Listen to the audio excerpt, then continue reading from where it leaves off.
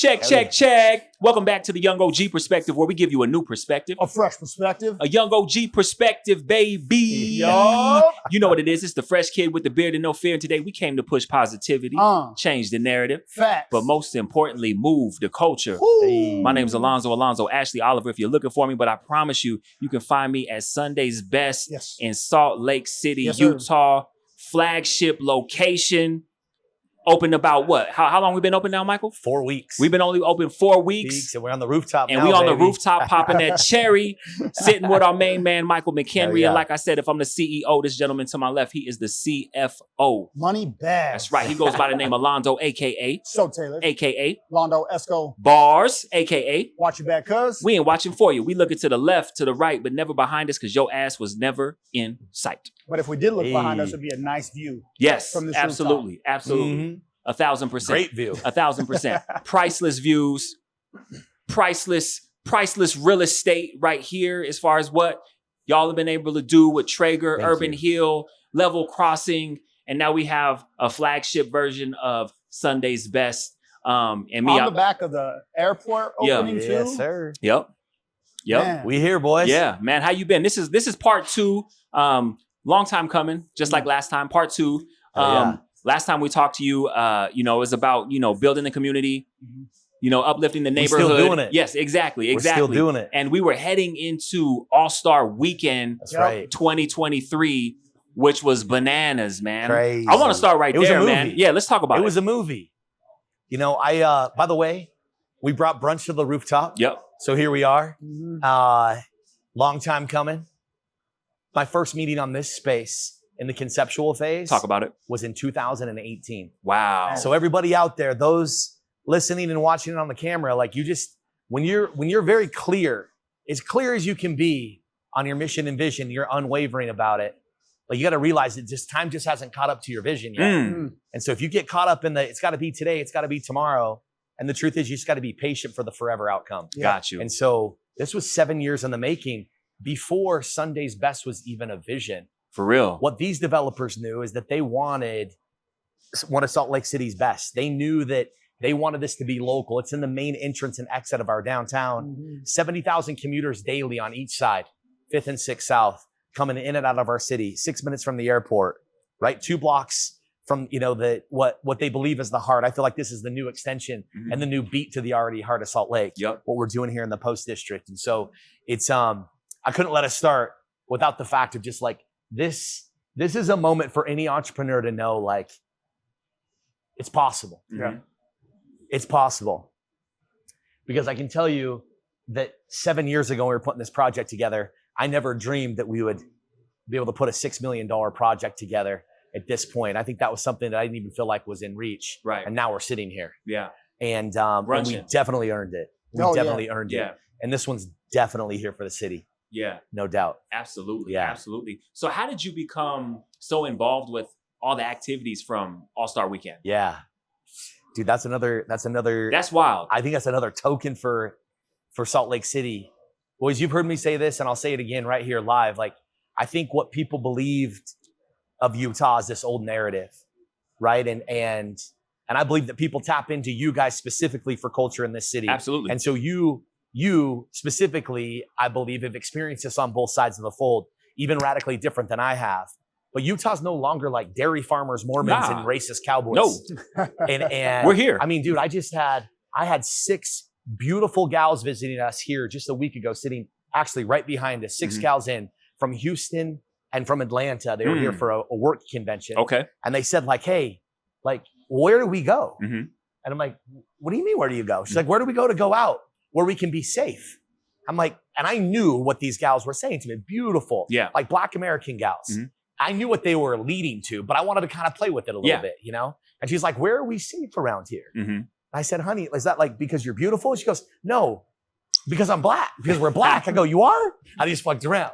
Then I quickly said, you're actually talking to, I think, one of Utah's favorite white boys. And she's like, oh, really? What deems you that? And honestly, I think that might have been a little bit of a byproduct from All-Star. Yeah. And the truth is, I think that really All-Star popped in Salt Lake City the way it did. Yeah.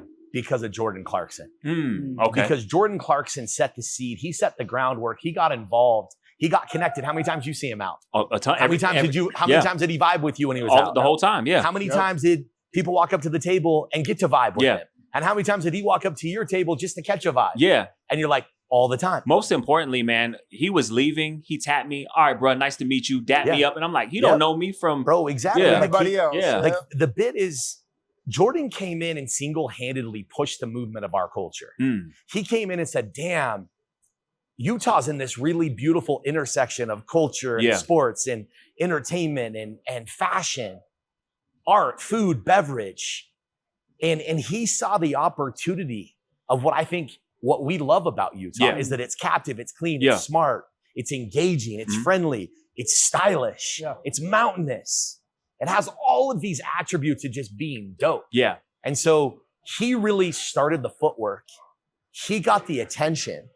And we specifically were able to position ourselves really well because of our already relationship inside of the NBA. And most specifically, Jordan putting his arm around us and inviting us into that culture. Gotcha. And from the first Halloween party we hosted for him, clear back in 2022, we hosted his Halloween party in 2022. We'd opened the business in the end of June. And that set the groundwork. And then pretty soon we just went to work. And an all-star, as you boys know, and attended and got to see, there were events happening across the city, but we were so focused on what we knew Salt Lake City could be, on how we knew we could rebrand, like who we are from culture and sport to entertainment. And that's when we decided to take all 3 levels of the Exchange Place and go all out. Yeah. And I mean, you guys saw it. It was, it was anybody who was who's who in the NBA or brand or close to it inside of entertainment stood at our table, sat in our chairs, danced on our floors, ate with our teams. And we definitely accomplished in 3 days what I just never thought would be possible. Right. And the residual is still happening today. Absolutely. That's what I was going to ask. So how do you feel that helped with your brand? Because you made a point. We can't say that Utah is not still predominantly white. Sure. Right. It's still the whitest arena in sports. Yeah. So like, we know that that's still going to be a very prominent conversation. So how do you think that weekend helped with you expanding to the broader culture reach that's here in Utah and what that did for your brand? Yeah, I think another great question.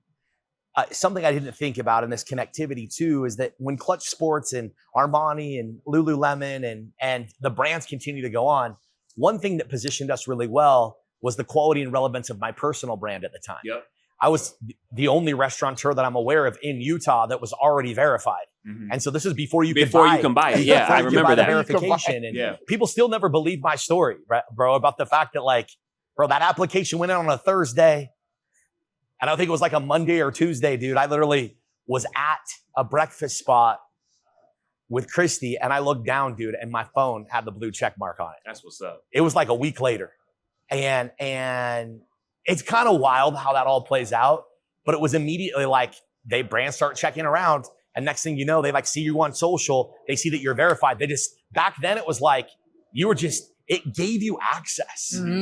Bro, I mean, before you could pay for the verification, it was like, dude, if I DM'd someone who was verified, I'd talk to pro golfers. I'd talk to just people that you didn't realize. Now it's just kind of lost in translation. Yeah. I think, but back then there was a bit of a move. And so I think the quality of the personal brand and the relevance of your personal brand is also critically important. Yeah. I think to creating that and positioning that. And I think personal brand is too. And I'd truly say in that environment and how we can help push that culture forward and how we can really blend culture it's got to be built on authenticity and truth. Yep. Remember, the trust is earned long before the transaction. Yep. Yeah. Long before the transaction. Yeah. I had a really interesting moment a few years back. You guys remember our Ginger Street? That used to be on Broadway and State. Oh, yeah. So this is back in 2020. No, my bad. I said 2022 earlier. I think it was 2021 that we hosted that party. It was that I think we hosted Clarkson's Halloween party in 2021 because that's when we opened. And it was that when October. They did the Hunger or the Squid Games? Like Donovan was still here. Yep. And they pulled up in the No, that was the next year. That was the next year. That okay, was the next gotcha. year. No, I can't remember. Okay. Because we did like back to back. Yeah. And then they just started rolling up to our Halloween parties too. Which, by the way, everybody roll up to our Halloween party this year. Say less. Because it's, you know how we go. Yeah. We go all out on it. I can't remember where I was taking that thought. Just blending the culture. Oh, yeah. Blending the culture was built just on that trust. Long before it. So I had a moment at our Ginger Street like years ago. Yeah. And we were throwing an after party vibe, right? It was like, I can't remember if it was like Don or Royce or someone, but they're like, hey, we want to kick a vibe tonight. Like, great. Just text message. We roll in. We pop it up for the nighttime, right? Yeah. And everyone just does their thing. Really, really cool. It was one of the first ones we had ever done. And I'm talking to the boys. I'm talking to Don, Royce, JC. I can't remember who else is at the table. And I'm talking to them. I'm kind of just table side. They're chilling. And a dude walks up. And he says to those dudes, he was tight with them. But he goes, hey, McHenry was fucking with me and my sister. Oh, man. And gave us an opportunity long before it was a movement. Yeah. Like we've been fucking with Michael forever. But I didn't remember him. Right, because he had worked for you, right? He'd worked for me when he was like a kid. Yeah. Before he was tatted up, before he was like the Mason that we all know. Back in the day, he and his sister, Mitzvah, I think was her name, worked for me clear back in like 2000. Fat Cats, right? 3 or 4 or 5. And I just always saw things like if you have a personality, you love people and you're willing to get out in front, I'm going to teach you everything else that you need. Yeah. And so that always gave everybody a shot. It didn't really matter to me like what your walk of life is, where you came from, what color you are, like what neighborhood you grew up in, what school you went to. All I care about is how you show up. And then we go to work on everything else.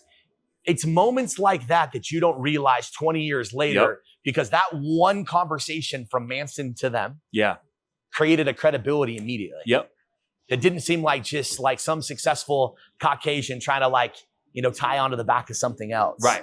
And I think there's something else inside of this too, you guys, when you are working with athletes, entertainers, or any kind of celebrity level. I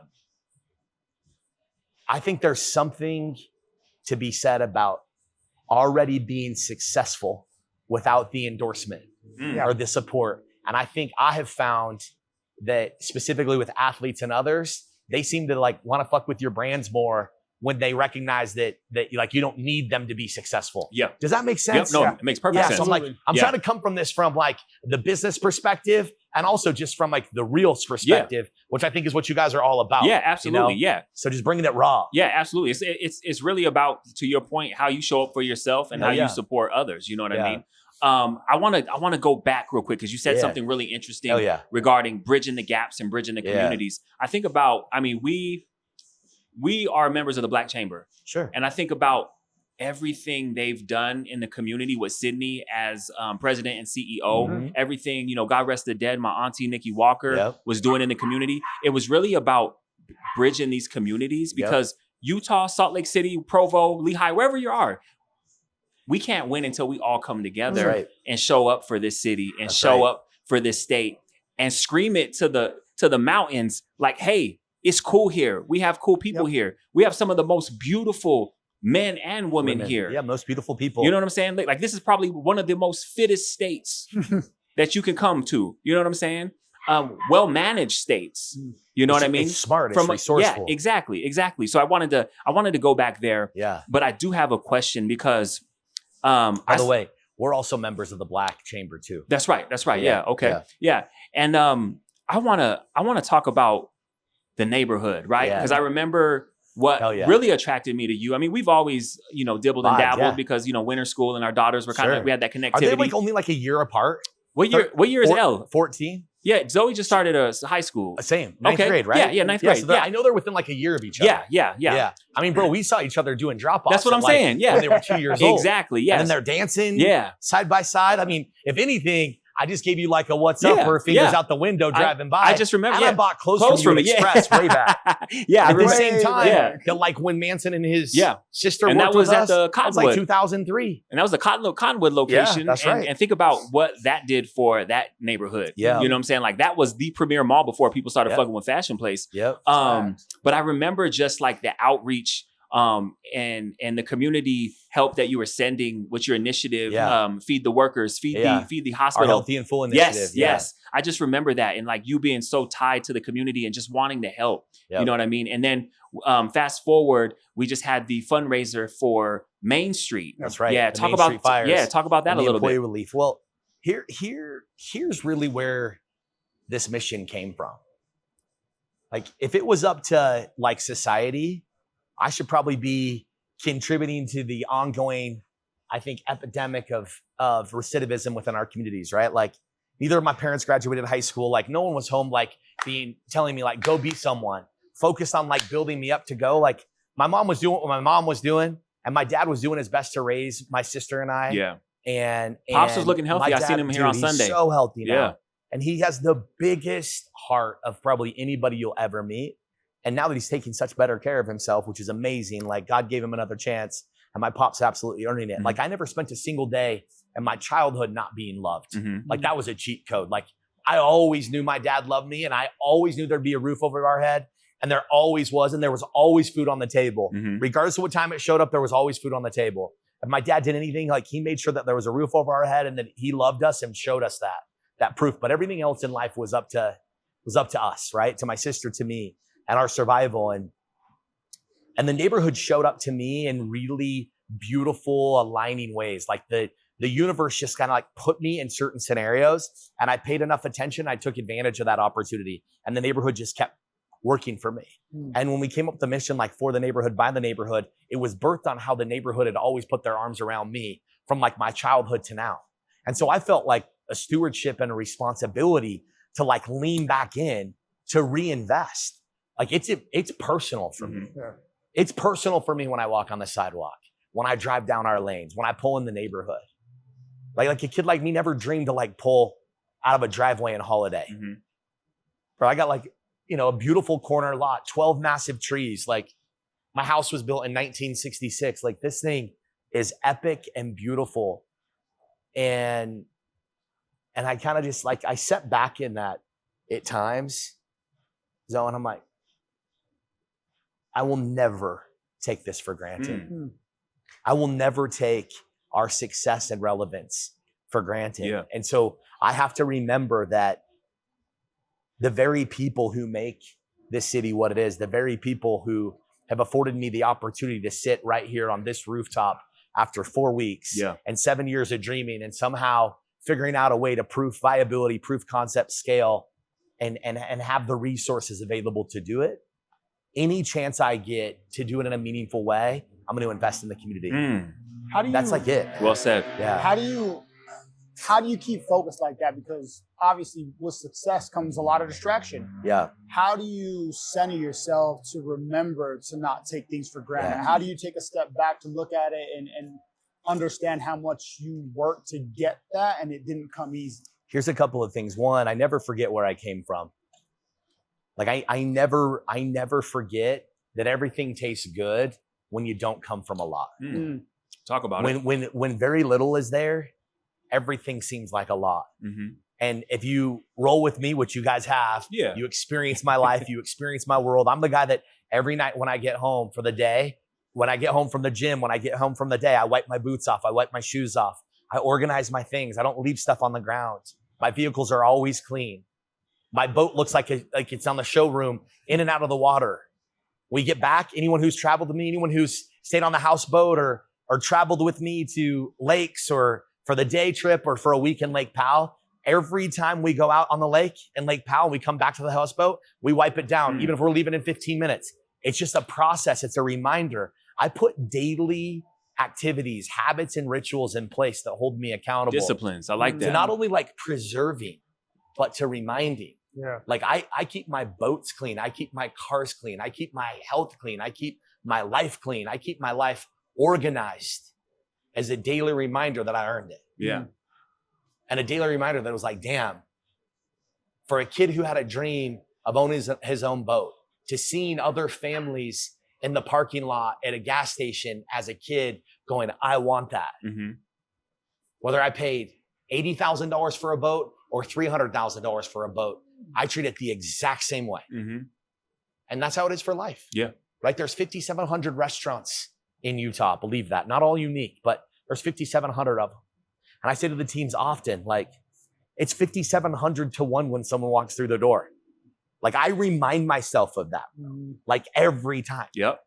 Every time, every day, I remind myself of that. And you'll see it in my stories too. Yeah. Like, I'll never take you for granted. Like, my stories I use as a daily like outdoor journal. Cause you know this, Yeah. bro, you know me well enough now. It's like who you see on social is exactly who you get. Exactly. There's no difference. Yeah. And a big part of that is to remind myself of that, Mm-hmm.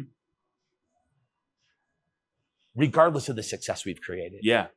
Because it is easy, dude. Yeah. It's easy to lose forget. that. It's easy to, it's easy to lose touch of things. Yeah. When you can quote unquote afford them. Yeah. But also I was like, I wore the watch, drove the car, lived in the house before I could afford it too. There was a different level of validation. And now there's a different level of confidence that you earn through your self-awareness and love, that you step further and further away from ego and more into your awareness and confidence. Yeah. Right. Yep. And that comes with it too. I like that. I like that. And that's just part of maturing. And you know, me and you, we're in our 40s. Londo, you're right around the corner. I'm right You there. know what I mean? Like, bro, you looking good if you up here at 43. Are we the same age? Yeah, too? I'm 43 this year. Yeah, we're the same age. Mm-hmm. Yep, absolutely. Are you end of the year? November, yes, sir. November. Yeah, I'm gonna have to do something in here. Shit, you got that Scorpio energy? Yeah. That's my dog. Yeah. All right. You can't So tell? that's my twins too, bro. You can't That's tell? my twins. It's interesting. I'm like, bro, and you get in there, it's like, what's your rising? What's this? What time were you born? I'm like, I'm out. Yeah, no, Like, for real. if mom taught me something early in my life, if girl asks you like what day you're born, run. and then what time, bounce. Yeah, Chill. exactly. Bounce, yeah. Exactly. But yeah, I might have to do something in here, man. Bro, say less. Yeah, I might have to get Hey, I think it's time that we, you know how we do it? Yeah. In fact, let's just make that happen. Let's make it happen. I'll tap in with Dejan and Lovers. They can provide the vibes. Right. That's and easy. we in here all night. Done. I do have a question. Yeah, please. What is the biggest difference that you've seen in the last 4 to 6 weeks as far as building community in the inner city, Salt Lake City versus Sandy? Yeah. What are some of those intricacies and nuances? Man, you guys get it. Like, you definitely do have your finger on the pulse because there is a difference. Yeah. I'll tell you this much right now. Like, we definitely have the suburbs in a chokehold. And we are good at the suburbs. Yeah. I'll tell you. But now you're right here on Martin Luther. When it comes to brunch specifically, the suburbs activate around 9:30. Around 9:30 to 10 a.m. Downtown activates at noon. Okay. What we start, our suburban restaurants for brunch start to tell off around 2 o'clock. Okay. This restaurant starts to rev up Got you. at 2. Like, we're extending vibes now. I We're noticed realizing that. that upstairs, it's like DJs were kicking off at 3. Yeah. Now they don't kick off. Now we have a bridge. So we have a DJ that opens from 10:30 that runs until 3. And we have one that comes on at 3 that runs to 6. We have another one that comes on at 6 and runs to close. We keep the vibes high the whole time. I noticed you extended the hours so out that's here. like the reason we had to extend those hours is because downtown comes out so much later. Mm. And I think there's a different lifestyle culture, right? Oftentimes they're not waking up as early. But we're seeing the suburbs want to get after it quick. Yeah. Like, they're Who having you a glass telling? of champagne at 10:30. Yep. So, Like, what we're seeing here is that some people are getting a bottle, like getting a mimosa experience at 4 o'clock. right. And so that's the most obvious. Yeah. That's definitely the most obvious so far. And bro, I got to tell you something too. Like, pay attention to what's happening in your inside of your business, because Chat GPT is either on your side or against. He's either recognizing you and referring you, or he's not. Got you. And we've learned that downtown, that keeping our relevance high, keeping our reviews high, keeping our activation high, giving you SEO reasons to be talking about you, is we're actually the top ranked, most referred brunch restaurant in downtown already in 4 weeks. Absolutely. Damn. Yeah. Why would you want to And go so experience this that's anywhere something else? that's like that we're paying attention to. Like times are changing, worlds are changing. You got to adapt. Like we adapted and extended our brunch several hours in a matter of a few days, not weeks or months. Like we were quick to adapt to this market and we just pressed for it. Yeah, absolutely. Did you have something? Yeah, I was going to say, so like leaning into this, like obviously downtown is very different. And I love this capital city. Oh, yeah. Cheers to that. You have the suburbs on lock, which we've seen. Which makes sense because like, you know my boy Mikhail Brown, right? Hell yeah, I do. After our workout class, we do a workout class at 9:30. We're done about 10:15. Yeah. We're right on that bottle of champagne. Yeah. Like we start early in the suburbs. Yeah, in Mill Creek. Worked out for that bottle. Yeah, I mean, I've definitely brought a bottle to Mikhail's table at brunch before, probably at that time. Yeah. Definitely 10:30, in Utah. It wasn't before. Unless you're upstairs, baby. Because upstairs, you can have a mimosa here at 10 a.m. Oh, okay. Say less. You can drink without eating upstairs. That's why this is like the cherry on top of brunch. Literally on top. In the city. Because you can walk upstairs here at 10 o'clock on a Saturday or a Sunday and have a cocktail. Boom. Get after it. Just be responsible about it. So between the locations, because we know the airport's there as well, but that's a very different vibe, different clientele, people in and out. By the way, the airport, I'm going to stop you on that thought. Hold that thought. The airport just won Best New Airport Design and Best New Airport Restaurant Concept. It was a global award. We didn't even realize it was global. Shit.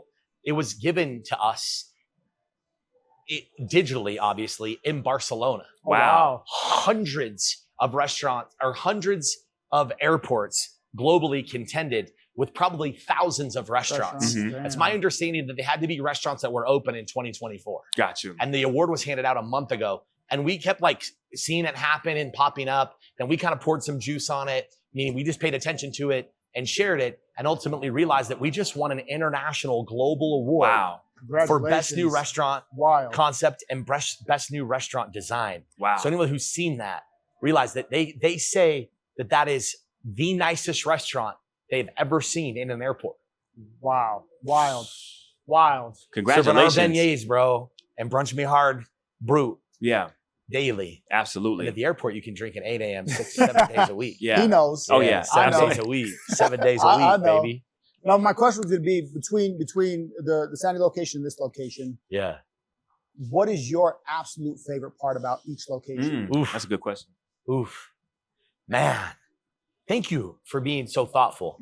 I don't know that I'm surprised by that. In fact, it's like to be expected, but thank you for caring about business the way you do. Absolutely. And inviting founders and thought partners, thought leaders and innovators into your platform. So thank you for that. Absolutely. It's what we're here for. Man, I caught myself getting a little emotional when you asked me about that, bro. Man, I've always wanted people to feel beautiful, man. Like Beautiful People Brunch. You said it on the first episode. Beauty is so subjective. Absolutely. It's infinite. It's layered. And it's complex because as humans, we're complex. Like we complicate things. And I wanted at the time when we opened Sandy to make you walk through the door and feel beautiful. Like the whole vision of Sunday's Best was for you, regardless of who you are, regardless of like your shape, color, background, age, didn't matter. Like I wanted you to walk through into the space and feel seen. And my goal was that you felt beautiful. Like whether man, woman, doesn't matter. Like I wanted you to feel beautiful. And I think we achieved something there that I've yet to ever see another restaurant do, which is you come here to take pictures, then eat. We took pictures before we talked. Yep. Every time we roll in, we're taking pictures before you eat. That's just how it is. Like you walk in the door, you see the activation, and it's like, it's something in here tells you, I'm supposed to take pictures. Like, hey, before the lighting shifts, like we got to get this picture. Yep. We talk about the sunset dinners. We talk about the palette parlor up here. Yes, beautiful. And so that's been my favorite experience for our brand as a whole. And that was definitely that was definitely birthed in Sandy. Yeah.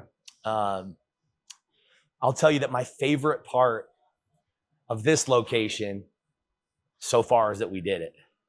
Love that. My favorite part is we bit off way more than we could chew, and we still did it. I love that. Like I was $4 million over my skis last year. I had $11 million worth of projects going vertical. My company didn't even exist 6 years ago, right? Like we didn't even exist 6 years ago. And to find ourselves in that contrast of like really experiencing that business is just like sport in the sense of like, if we used football as an analogy, like you're an inch away at times from winning the Super Bowl and you're an inch away from losing the Super Bowl. And you spent your entire life to get to that one point. Yeah. And you either make the touchdown and you win or you lose. And it's that big. Yeah. In business is that way. Like it's just a game of inches. And it just so happens that like on 4th and an inch, we went for it. Yep. And it worked. And so this put a different gas in the tank, bro. Yeah. Like this put a different gas in the tank. That's what I was This reminded me not only that it's possible,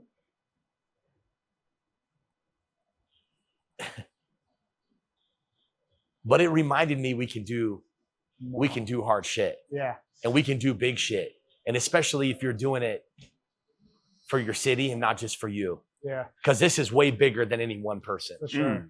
That's what I was gonna ask, because like any of your spaces that I've stepped foot in, the one thing that I will say has always been consistent is you do know how to curate a space. You know how to cultivate an experience, right?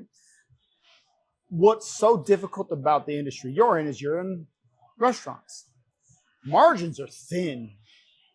So experience is what people rely on a lot, especially for me. I love a good experience. I will pay out of the ass for a good experience. Yeah. And you also don't want to pay for a poor one.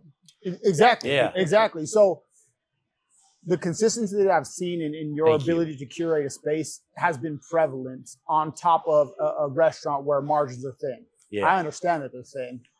Alcohol adds a little bit to it, right? But they're thin. So you being able to create this type of space environment allows for people to have that comfort of spending money in a place where they feel, this is an elevated experience for me, regardless if it's the wood fire place, whether it's the taco joint out in St. George, whether it's any of these things. You've done a really great job at making people feel beautiful. Not in Utah. Yeah. And beautiful. Yeah. I think, thank you, by the way, because some of what you just touched on are very much maxims that we live by.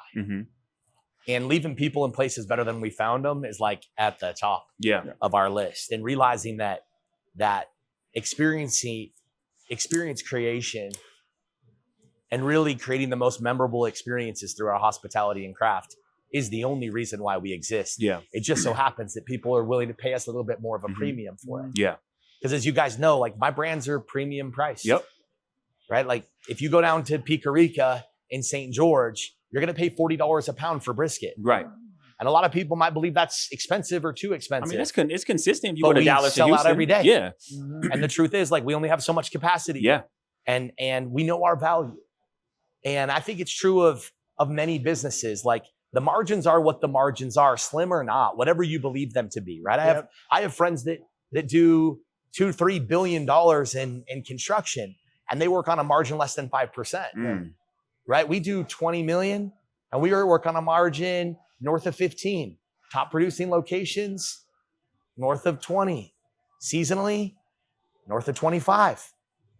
Fourth quarter, we're popping margins close to 30. And our business, that's real. Yeah. And we're not here. Like, we're not in business on scholarship, bro. Like, at the end of the day, we're in business to make money. Yep. And if I want to charge $21 for 3 tacos, let's go. Because I know what kind of environment, what kind of quality, sourcing, what kind of service. Like, you can predict what that service is going to feel and look like before you even get here. You boys know it. Yep. Doesn't mean we don't miss. Like, we're human, bro. Like, we fuck up. Yep. But if we miss, we make it right. But truthfully, I say like, if we just run it 90, 100% of the time, we're better than 100% of the market 100% of the time. Yep. Like just fire on most cylinders. Right. Like it's not about perfection. It's just about consistency. Yep. And you do a good job of spoiling, like, spoiling the community with it. Yeah. Just get close to the hole. Yeah. Like stay in play. Like, we're bringing out some Tiger Woods stuff, but at the end of the day, it's like, it can't be a hole in one or the water. But bro, you gotta have, I mean, and you're talking that shit right now, and I don't mean to cut your knowledge, but good. like, me and you relate because I take these sports analogies to my team every fucking day. Yeah. I'm like Steve Kerr, it's one not, team, one vision. Yeah. Get all the brains in the game. We're better together. We go farther together. You know what I mean? You want to go fast, go alone. You want to go further, go together. You know what I mean? It's like we like, I take these kind of as Michaelisms too. Yeah. And not to like create the analogies to dumb it down. It's just to simplify. Right. Like we run pre and post huddles every single day in every single operation, no matter what. Yeah. I learned that from watching Peyton Manning. That's what I'm saying. And like the Colts when I was a kid. Yeah. Like I was. You have to get in your head, like you said. What was the analogy you gave? Like 1 out of every 100. Yeah. You have to think someone is on your ankles. Yeah. You have to, or else you're not going to succeed. It's 5,700 to 1 in here. Exactly. Yeah. Like I'm like, and I believe it. I don't just say it. No. That's the difference. And the stakes are different in business, bro. Like, 75% of all small businesses in the US close in their first 5 years. 35 to 40% of every restaurant that opens in Utah closes in its first 2 years. Yeah. Yep. Like just those statistics already, like the odds are stacked against you. I'm like, bro, listen, I was born with the odds against me. Yep. And the good news is I'm just resilient. And I actually give a shit. And I want to fight. I want to work. Yep. I don't have to show up here at noon on Saturdays and Sundays. I actually don't. Like, truthfully, I don't think the size of my check changes whether I'm actually here or not. Right. I think I might get more validation. I think I might get more gratification. I can be tighter with my team. I can push the metric forward, but I don't think there's a meaningful enough impact in my direct presence on the day-to-day operation. I don't write schedules. I don't serve tables. Truthfully, I don't even follow our own operation. Like I wrote it and own it, but I don't manage it. Right? 300 team members we have across our fold. But I do it because I love it. Right. And I also do it because I want to remind myself that work ethic actually matters. Yeah. And that I want my girls, I want my daughters. Bro, by the way, your little girl and my little girls date us first. Yep. We're their leading example. Yep.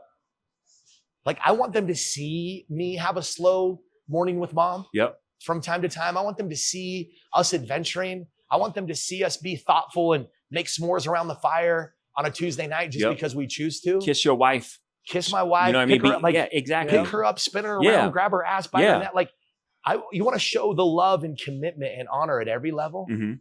And truthfully, like I want them to see a father who lives with purpose. And who lives with excitement. Right. And who proves that you can accomplish things. Yeah. Hard things, big things, anything that you're willing to put your mind to. Yeah. And so when I look back at the operation now and I look back at what you're experiencing, I realize that the team that we have hired, that we've curated, some of the smartest people, like I actually get to be that guy that's like, hey, dude, I never went to Harvard. Bro, talk but that I shit. hire it. Talk that shit. I'm actually, I never had the MBA. Yeah. But my brand manager does. Yeah. Like there's a sophistication and reality that we get to be both sides of the fold. We get to be artists and we get to be businessmen. Yeah. We get to be creators and innovators and succeeders. Yep. Like we get to be providers and earners. Yep. Like we get to be like, it's about today and tomorrow. There's a legacy that we're building. Yeah. And if we're building anything inside of this, it happens to be, whether that's Cristal, the pancakes and champagne, dude, the fried branzino, the hot honey pepperoni, the brisket and a fresh beef fat tortilla, the hot chicken sandwich. or whatever the future might hold. It doesn't matter. That just happens to be a vehicle. Yeah. Because we create purpose around something as simple as a pancake. Yeah. And we create viability inside of that. Mm-hmm. Like my teams don't just make like livable wages. Some of them are in here actually Balling. like getting rich. Yeah, let's go. Talk about it. Servers. 6 career figures. servers. Yeah, you that told are us that making last 6 time. figures. Yeah. And there's not like 1, 2, 3, or 4 of them. Yeah. There's dozens Yeah. of them that get every night off and get to raise their families. Mm-hmm. Bro, that's purposeful work. Yeah, but I want to go back because I disagree a little bit because you said I like it. you don't have to be in here, Yeah. and you don't. Yeah. But people work for people, Yeah. Mhm. and what you Fact. built here is so Sure. fucking beautiful, Yeah. and so honest. Yeah. You know what I mean? Thank That you. they want to work Yeah. for your establishment. You might not be their direct contact, Sure. the GM or Yeah. the barback manager, whoever. Yeah. But they know that they work for a Michael McHenry Yep. imprint. I mean, it's even like You know what I'm saying? And everyone I Yeah. run into, Thank you. everyone I run into, even if they don't work for you anymore, Yeah. they have nothing but great things to say about Mm. how you treat them and how you got them paid. So I wouldn't sell yourself short, man, because Thank at the you, end bro. of the day, Thank people you. work for people. I know you're not Yeah. in here 40 hours a week bussing Yeah. and serving, but like your imprint and your Thank you. legacy and your energy is always in the building. I've came here several times when you're not here, but Yeah. I can still feel the energy. you, You know bro. what I'm saying? So I just Hell yeah. wanted to give you those flowers, man. Thank you. I appreciate that. Yeah. I mean, it definitely is important, and I see it and I feel it, and I realize the impacts that it has. When your mission's about making people feel seen, Mhm. there's something that really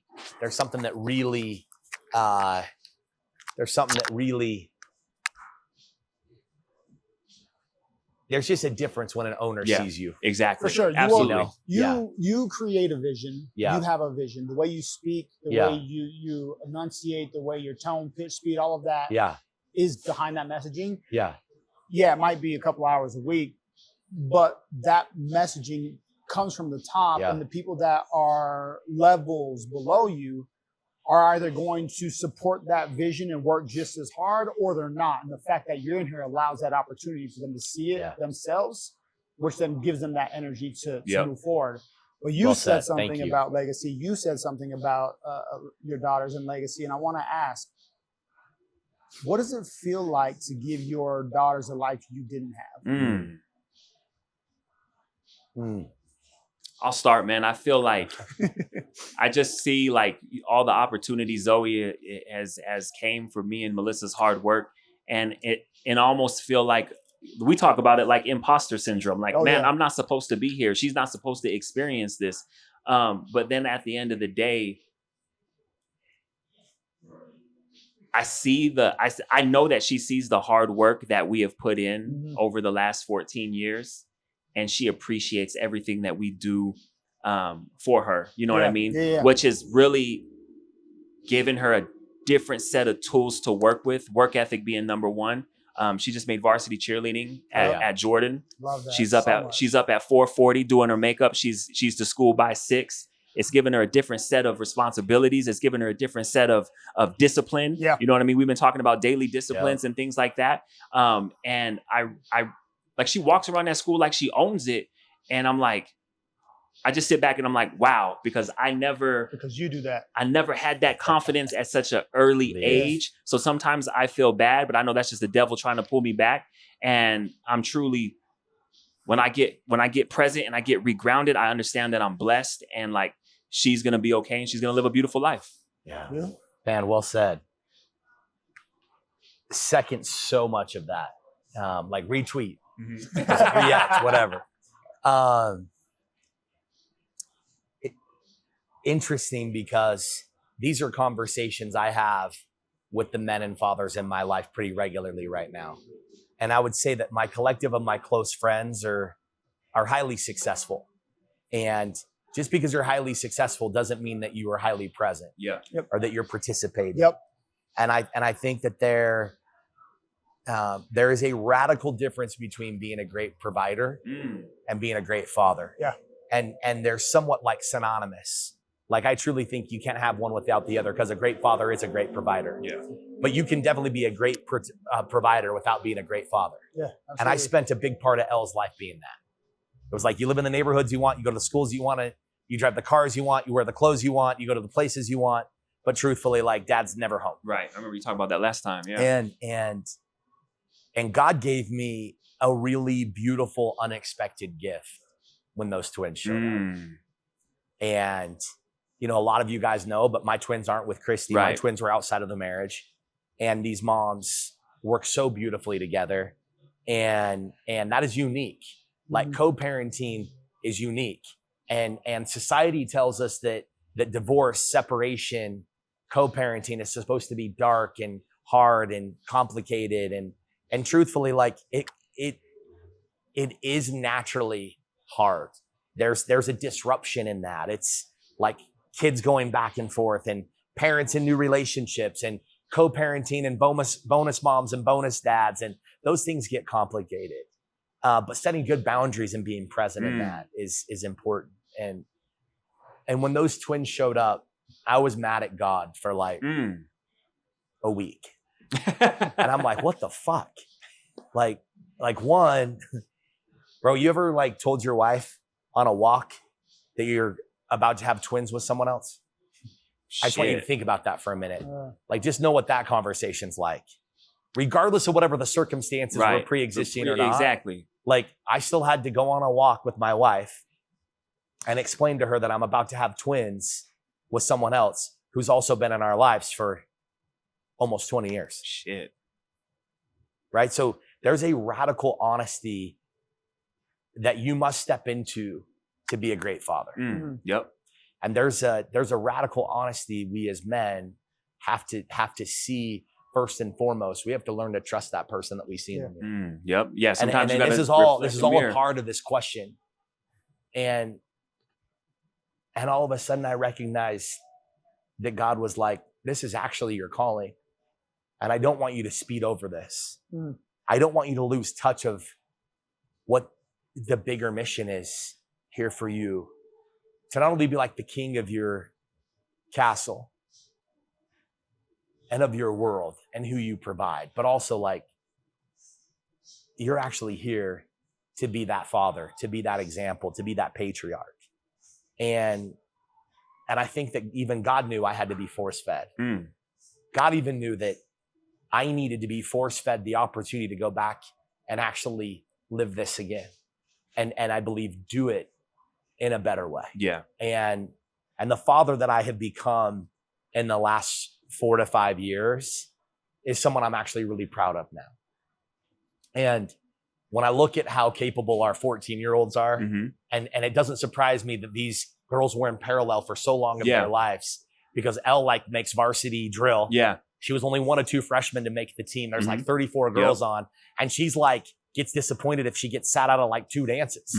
I'm like, girl, you've only been on the team for like 5 weeks. Right. Yep. There's people that have been on this team for 4 years or 3 years or whatever the number is. I think it's like, what is that? Freshman, sophomore? No, there's 4 years. There's gals on here that are sitting out that have been here for 3 and 4 years. You're in like 4 weeks. By the way, shout out Winter School. Yeah. Exactly. Some talented disciplines. Yeah, Winter School, Challenger. But to see the emotional EQ of my daughter and to recognize the incredible mother that she has and to see how Christy helps me raise the twins and to see how beautiful and present and participating she is and their mother. And Aislinn, to see how they just lean in. Like, we're going to Lake Powell next week as a family, but Elle can only make it down for like the first 3 days of a week-long trip because you can't miss drill. Yep. And so she's flying home and Aislinn's picking her up. Like, my daughter's going to be staying with the twins as mom. Yeah.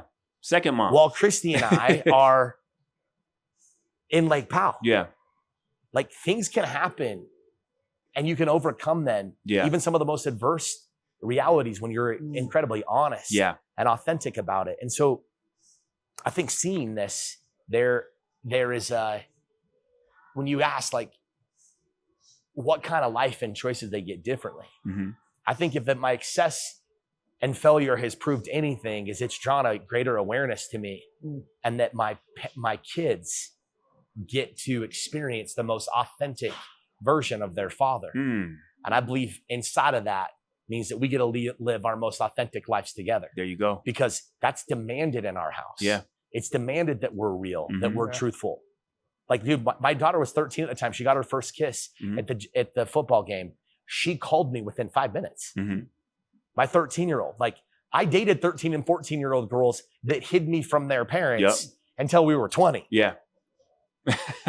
Like, think about it, bro. Yeah. You know what's up. Oh, yeah, for sure. For sure. And I'm like, no, I want to hear about the crush. I want to hear about the good times. I want to hear about the bad times. I want to hear when you feel the most confident. I want to hear when you're the most scared. Yeah. And I want you to be able to have a conversation. I want you to be able to feel. And our home, we don't demonize those feelings. We embrace them. Yep. Bro, like we touch on like the good, bad, the ugly. We touch on the undiscussable. Yeah. Absolutely. Yeah.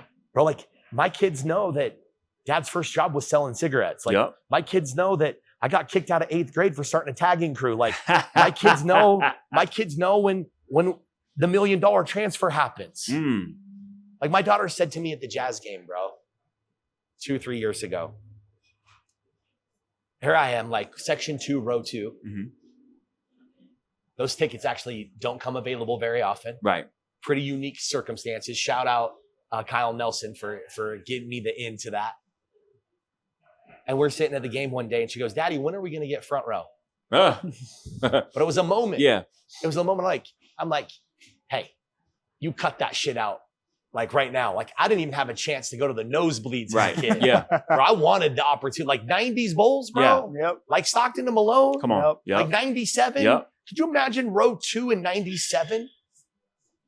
Like section 2. Yeah. Yep. You're between the home basket and the home bench. You're high-fiving, walking the tunnel. You're on TV like damn near every play. You boys are seeing this. Yeah, absolutely. And I took a moment for her to realize the journey from the nosebleeds to row 2. Yeah.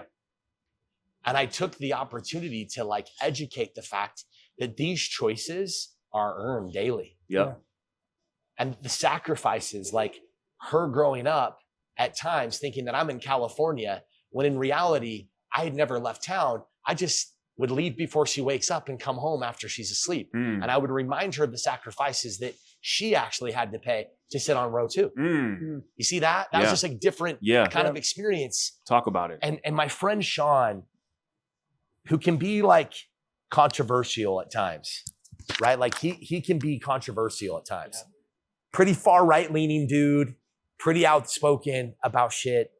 And I said to him one time, I'm like, dude, what do you do in this scenario? Like, what are you gonna,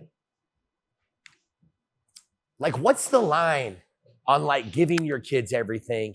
Because at times, bro, I bet you experienced this. Like you buy that like 12 volt car because you didn't have one. Right. Or like sometimes like you style out your daughter because like you wanted that. Yeah. And sometimes we're feeling our own void at times, or like our own childhood trauma, or bro, I bawled like a baby the first time I put on Jordans at 35. You were talking about that last time. You know what I mean? Yeah. Like, and so he said, bro, it's just both. Like teach them everything and give them everything. And I think there's something to be said about like, dude, my daughter doesn't go without. She also works every week. She competes. She earns her sport. She keeps incredible grades. Like she still contributes. If she like wants a bigger closet for school starting, like I've worked a deal now where like whatever she makes in the summer and she saves, I'll double for her. And then I also tell her like, hey, for your last 50 hours before you go school shopping, I'll double I'll match you dollar for dollar on the hours. So like create these incentives, like go work. I'm gonna make it even bigger for you. Yeah. But you gotta go work. Yeah. You gotta go pay that price. And so the more succinct way of answering that is I think we give them everything and we teach them everything. Yep. And that's just how you gotta be. I agree 1,000%. 1,000%. Do you feel the same? I mean, you've been I able took you into my straight like dad philosophy right there. Yeah. No, You've been blessed to adopt. Yep. Yeah, You know? hell yeah. Good for you, man. So my Thank son, you. man, I should be saying thank you to the universe, man, because it's just a wild experience. But like my son's 3, he just barely turned 3, so It's amazing, dude. he I've been very lucky to spend so much time with my son. Good for you, bro. I was able to take paternity leave because the company that I work for has an amazing paternity leave policy to where I got to spend effectively 3 months with him. Wow. Uninterrupted. Well, that'll change everything for the rest of his life. Yeah. Absolutely. And it changed everything for me. So I got to experience that part of being a father early on in the phase, because the adoption happened so quickly. My wife took, her 4 weeks. I took 3 weeks or 3 months, and we stacked it to where he had us for 8 months, basically, for the first part of his life before we decided for my wife to be a stay-at-home mom. But I was blessed because I got to be a stay-at-home dad for that time frame. And then I also was able to work from home because of the changes in the world with the pandemic and everything else. So my son has got to watch me hustle. And the craziest thing happens on a pretty consistent basis. He joins some of my team meetings because they all know I work from home. Yeah. He'll join in. He gets to talk to some of the people, but he hears me negotiate all day. He hears me fighting with people, arguing with people, having conversations. He gets to hear all of it. Things, man. Exactly. And what's crazy is when I'm not around and I don't get to see it often, he'll go in my office when I'm in office. He'll go to my home office when I'm in office, and he'll jump on my computer. He sends his email. So call mom and mom, come meet these people on the meeting, and he'll introduce, and he'll tell her, sit there, be quiet, because I'm talking now. So like, he's picked up on all these things that I otherwise wouldn't know. And it's what they don't see that is most important for me. The things that I don't think they're seeing. So yeah, I think teaching them, showing them, providing them is super important. But what are the things that you aren't showing them that they're picking up on that I think is ultimately more important to all of that additional, because he's getting to see a different level of hustle that he would have otherwise not got to see if I didn't have that ability to be where I'm at in life. You're never more curious than you are in those developmental years. Absolutely. Mm-hmm. Like, you're never more curious than at 3 and at 4 years old. Like, I have 3-year-old twins, right? Like, everything is a question. Everything is being challenged. Everything is sparking curiosity. Mm-hmm. Well, Dad, like, why do you do it that way? Mm-hmm. Well, why? And I love that. Yeah. And something you're touching on is that, one, our kids are extremely observant. Yep. Absolutely. And what we don't teach, we show is our behavior. Yeah. You don't teach behavior, you prove it. Yeah. Actions. You prove it. And that is something that thank you. That is something that, bro, my fucking team is good. Fuck me. Like, holy shit. Like, fuck. Yeah, man. I wanna bring it all together, man, because this has been a beautiful conversation. Yeah. We usually have, high level talking points, but I knew for you, we didn't need that. You know what I'm saying? Sure. Like, we trust you, you trust us. Yeah, we just vibe. But I want to just bring it all together because there were so many gems being dropped. I mean, we talked about business, scaling, multiple locations, values. But most importantly, you want people to feel beautiful, be heard, be seen. And to me, that's a welcoming space where people can come here and feel safe. And this does support the community, the inner city, but most importantly, inclusion. Yeah. Now I've heard you say it twice. Both times I've been here. Yeah. You begin getting flack about there's no black people. Yeah. You know what I mean? Regardless, it's trolls, it's fake, it's fake accounts, but the proof is in the pudding. Yeah. Not that you're doing anything wrong. We're less than 2% black out here. So where are the black folks? Number one, you know what I'm saying? Oh, they're on this rooftop a lot. No, number two. Is that a real metric, by the way? Yes. Salt Lake City less than 2%. Yeah. Yes, absolutely. Less than 2% black. So my question is, was that an extra layer of awareness that I know we joke about it, right? But was that an extra layer of awareness? Like, maybe I do need to do more in the inner city versus the suburbs. Man, I gotta tell you, I think because I've always been creative and like innovative, I've just paid attention to culture. Mm-hmm. And so it was like, as a kid in the 90s, like, I was drinking coffee, selling cigarettes, listening to Fleetwood Mac and Biggie Smalls. Yep. And I'm like tagging in my backyard, but I grew up in the whitest neighborhood in Sandy. Mm-hmm. Like, there was one black family in my entire neighborhood from my adolescence till I was like in high school. Yeah. Like, one black family, just one. But it was like, I always looked at like, I loved lowrider culture. I loved Hispanic culture.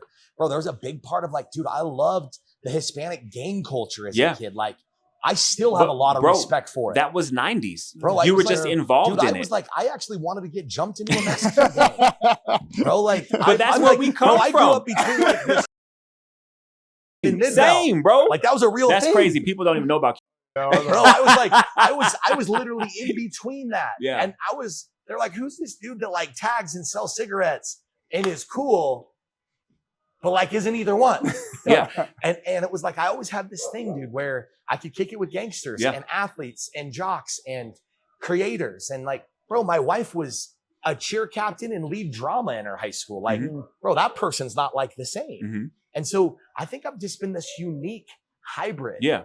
I will say, like, there are these sensitivities in Utah that I spend more time, I think, as a successful white male in Utah. I'm a bit more mindful of some inclusions. I'm a bit more mindful of helping shape and further the conversation. And, you know, I got named this year as the chairman of the Utah Restaurant Association. Like, we have a direct and indirect responsibility, I do, to represent thousands of restaurants and hundreds of thousands of team members, 150,000 restaurant workers in Utah. We still need about 30,000 more. Yeah. But we have about 150,000. We generate billions in revenue, and we generate hundreds of millions in tax revenue. Like, we're a big part of this local ecosystem. Yeah. And as that, I have to take my positions, my platform, at times my relevance, my personal brand, and help continue to bridge and help just like bring it closer. Yeah. Be a greater conduit. So I'd say, if anything, I'm more mindful to help tell the realer, truer story. Well, I think we did. The culture yeah, I think we accomplished that tonight. Yeah. And it doesn't matter, black, white, Mexican, Asian. Yeah. Me and Londo have bridged the gap. And Londo has said it plenty of times. Like, historically, you know, from the 90s, Mexicans and blacks and Tongans didn't really get along. Yeah. You know what I'm saying? I happen to be black and Mexican. Londo is Spanish. And you still believe that oftentimes, like the Mexican culture and like Mexican gangs and black gangs don't get along. Yeah, exactly. So like and you still see that. Yeah. Yep, still today. So historically, me and Londo have bridged the gap because we're not supposed to get along. And we've been doing this for 7 years. His family is by way from the outside looking in. Yeah. All three of us aren't that's what I'm saying. Oh, but like, but when you talk, like, we vibed long before this. Exactly. Yeah. But when you talk about the gang culture, I mean, all his family is, and all my family is, and he always is giving me shit and I'm giving him shit. You know what I mean? But like, we do this to set an example and to live and truly breathe our values that we're pushing about pushing positivity, and moving the culture. I see this happen, you guys. I know this is a close, but I think it's something we got to lean into. Yeah, please. Because I had a private event. I can't remember if you were there or not, but on New Year's, I had some rival gangs in VIP tables. Oh shit! And in Sandy? I didn't actually pick up on in Sandy. I didn't actually pick up on it, but the security did, because they're like and they were like, yo, and so there was like beef there, and I knew the guys from the Asian gang like well. Yeah. And so my guy just said, like, hey, he's like, look out. He's like, hey, I don't want us to have any problems. I don't think you're going to have any, but just know, like, you basically got two bosses in your dining room. Wow. And they got real beef. Oh, shit. There's some like turf wars going on. I was like, bro, this still exists. So I pulled my guy aside. He's like, yo, we already called it good. Yeah, like, we're not on that yet. We actually already knew we were all going to be here. And it's got nothing to do with this neighborhood. It's got nothing to do with this environment. Like, everyone's vibing. And if you don't think that still exists, it still exists. Talk about it. Yep. And I don't know their beef. It's none of my business. But what I know is that this was as recent as like December 31st of 2024. And it was really dope to see 3 different gangs entertaining themselves. And the reality is, the only reason I even knew is because they told me, like gang doesn't look the same way, right? Feel the same way. It's not just because you're in your colors and in your gang signs and whatever that might be. I don't know it from like my personal experience. Yeah. I just know from the fact that like I kick it with gangsters from time to time at my dining room tables. Yeah. And there's something about like respecting space. I respect you, you respect me. But to see those 3 different cultures actively I don't know if they call that like banging or whatever it is. There were 3 different gangs in my dining room at a private event in the dark with 300 people there. They're being in close proximity that didn't fuck with each other. They just recognized it, let me know as the owner of the business that there wouldn't be an issue. And I see the respect I get. That's love. A lot of like the Tongan cultures, like Samoan culture, they do security throughout the different venues. And the same kind of respect that I get from that community, that gang, surprises me. Like, I appreciate the love. I appreciate the respect. And I think it's all built on the fact that we just know how to treat each other. Yeah. Because truthfully, it comes down to respect. Yeah. You said it. Treat them like a human. Yeah. Treat them like a human. Like humans. And I think that's important. But no, so many gems. And I'm glad we brought it back to there to just kind of put a lid on it, because I think from our new viewers that maybe haven't had a chance to go back a couple years and listen to the very first conversation that we had. That's right. This one was, we went all over the place. There's so many more levels and layers that we peeled back this one. We got years. Exactly. So hopefully they have a better understanding of Michael McHenry and why you choose to build these brands. But most importantly, you keep the people first and the people in mind when it comes into dining and the experience that they're going to have, whether you're here or not. Yeah, you know what I mean? I know that you'll show up in stories time to time, wiping down tables and stuff like that. But like I said, even if you were not here, you feel the energy. You know what I mean? It's reciprocated. And you have been just super good to me and my family and honest to me and my friends. So thank you, man. Thank you. Thank you for setting time aside to really chop it up with us. Appreciate it. Yeah. For sure. Yeah. Well, I appreciate you welcoming me back on. And as you guys know, like I try to share the good ones. Yeah. Man, I can't tell you how many DMs, how many times I forward, how many times like, bro, I'm not the guy that just auto like shit. Like if I'm taking the time to like high five it and push it, like I want to pay attention to and support platforms that are pushing culture, that are paying attention, that do have you know, a beat on what's happening. That do pay attention to the sociology and psychology of our neighborhoods and sidewalks. And man, like your platform is one that I'll continue to contribute Thank you. I want to continue to create a magnifier for, because I really appreciate that you guys will take the time to just help share what's real about this city. Yeah, absolutely. Thank you. Absolutely. Thank you. Yeah, push positivity, change the narrative, move the culture. And you have spoken to all 3 pillars of what we stand behind tonight. You know what I mean? So you've been young OG stamped. You know what I mean? Come on. Let's get it. Yeah. Anything else, Londo? No, man, let's close it out, man. Beautiful conversation. Beautiful. What'd you think, Brian? Okay. Miguel, you like that? He's taking notes over there, bro. Awesome. Well, cheers, fellas. Yeah, thank you, man. Cheers. Well, thanks for tuning in to another episode of the Young OG Perspective, where we give you a new perspective. A fresh perspective. A Young OG perspective, baby. Yup.